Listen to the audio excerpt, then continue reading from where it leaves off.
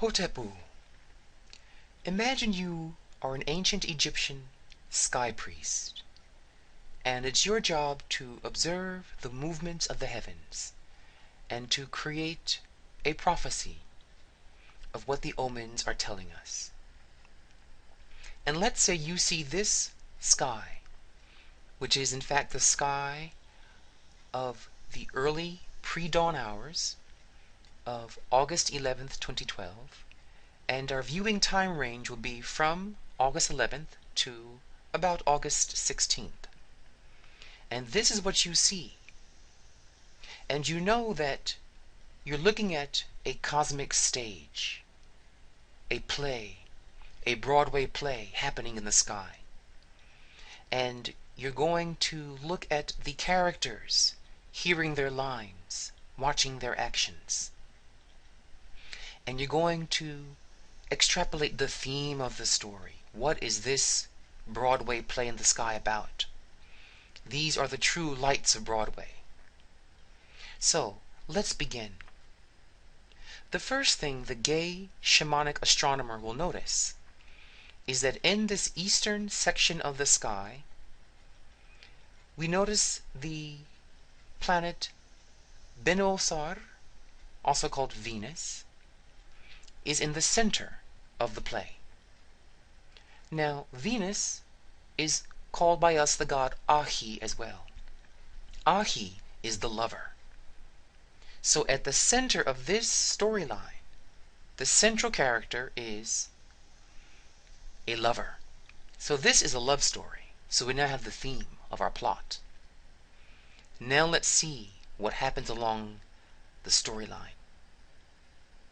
If we look more closely at Ahi, the lover, the relationship, the love story, we see that it's sandwiched between the feet of the twins of Gemini and the club of Orion. So we have a situation here where a lover or a relationship is feeling cornered, feeling pressure, and someone is feeling stepped on. As you see, those twins are actually stepping upon Ahi, the lover.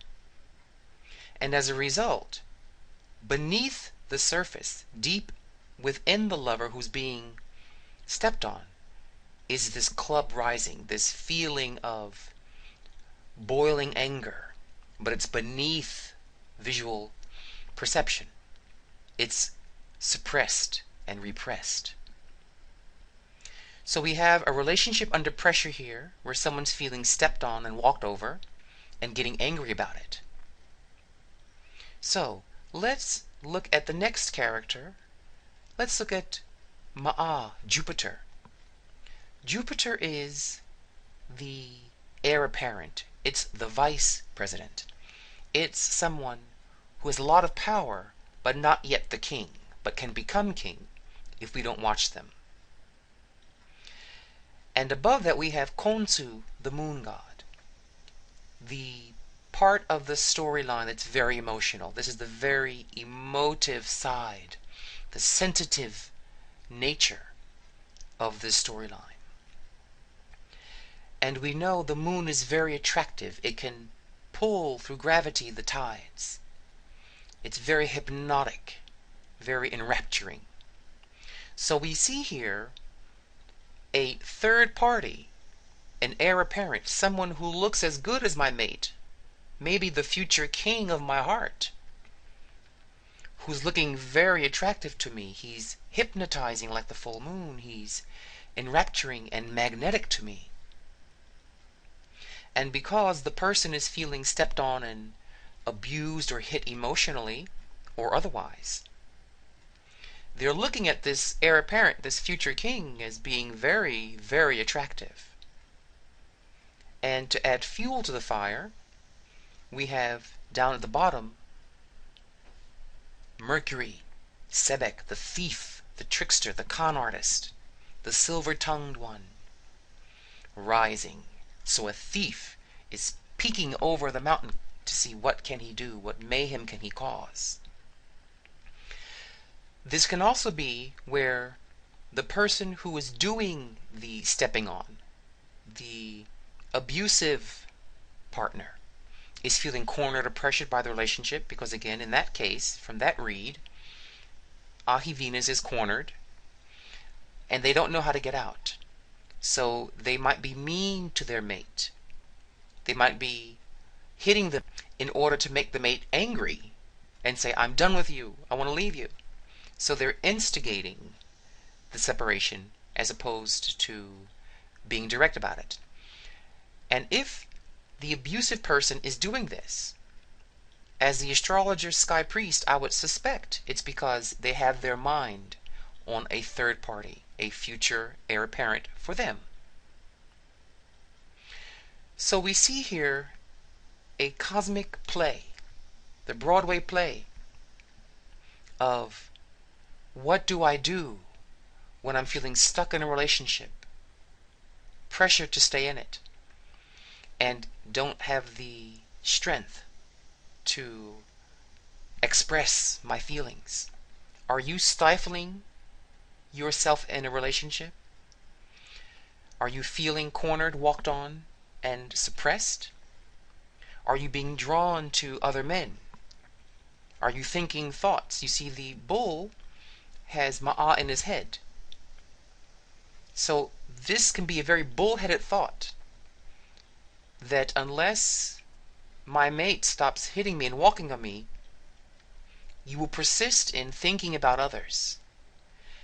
And because the trickster at the bottom, the thief, the liar, the con artist, can play games in your mind, he's the thoughts in your head, the crazy thoughts in your head, or the clear thoughts in your head.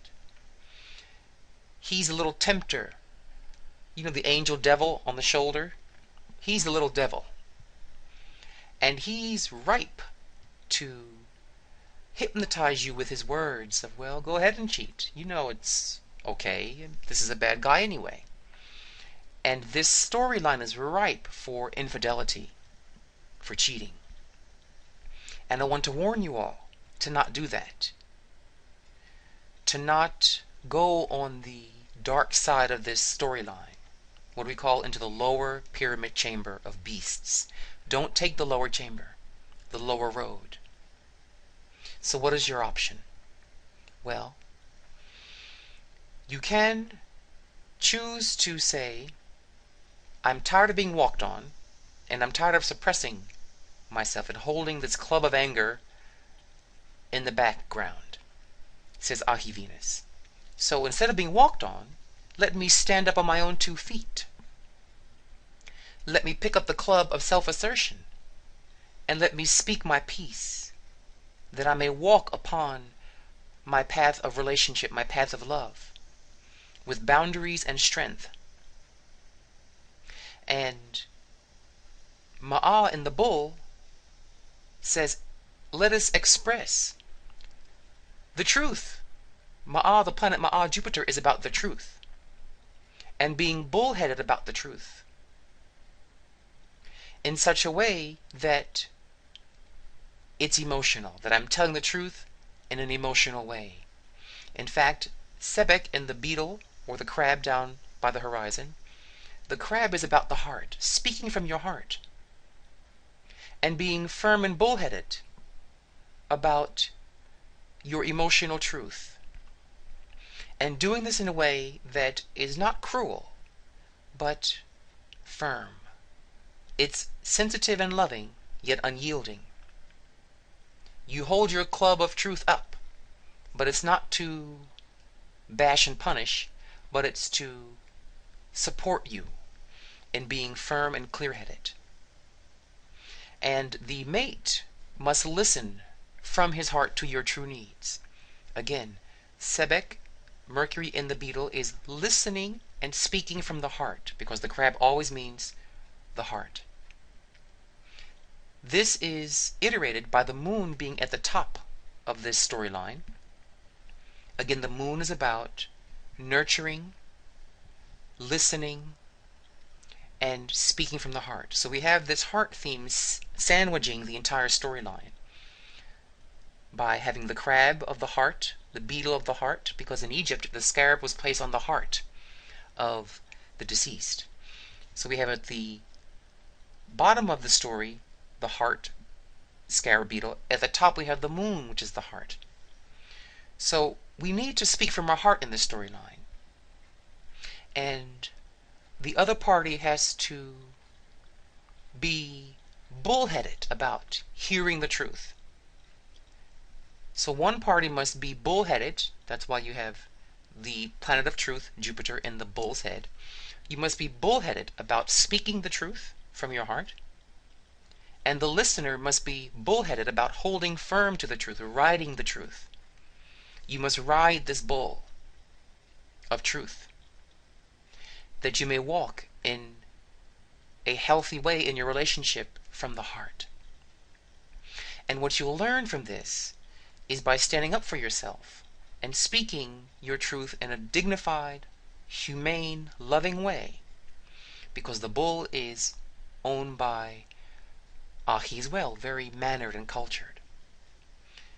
And by expanding firmly towards a bigger truth, a deeper truth, that's Ma'a, Jupiter, and nurturing the truth in each other, we can speak to each other. We can communicate truthfully as long as we are doing it in a way of honor and integrity. Let us choose to speak truthfully rather than cheat, because this Broadway play can tip either way. It can tip towards infidelities or tip towards riding the bull of challenges towards the mountain of truth, to greater honesty, integrity, and wisdom. So, it's a very exciting Broadway cosmic play. These, as I said, are the true lights of Broadway. And if you, as a gay man, start staring at the lights of the sky, you will find storylines that rival any of those on the great Broadway. So I pray this is helpful to you, and it gives you insight into how you may be feeling in your relationships. It is my prayer that all gay men have healthy gay relationships. And by looking at the sky, it's helping us to not make mistakes, make bad karmas that we will regret. So, some of you may find from this podcast that you were enraptured by looking at the sky, looking at the heavens, and that you're pulled to become a gay shamanic astronomer, a sky prophet. And if you are, email us. If you're finding this type of thing is drawing you and intriguing you, email me and let me know this.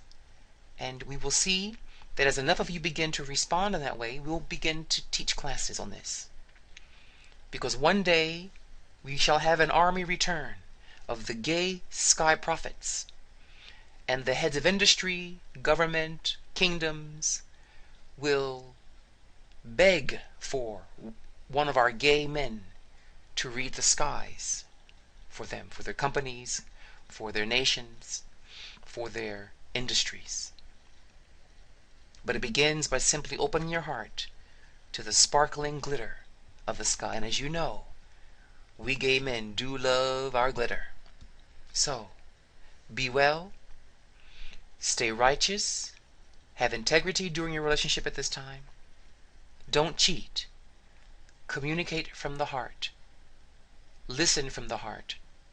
And share each other's emotional truth for your relationship, your intimacy, your sexual needs. And speak and listen with dignity, as if the person you're speaking to is a divine being, worthy of respect and honor. All things you want to receive for yourself as well. So, long live the gay gatekeeper shamans. Long live the golden beetle system of ancient Egypt. Dwawend Hotepu.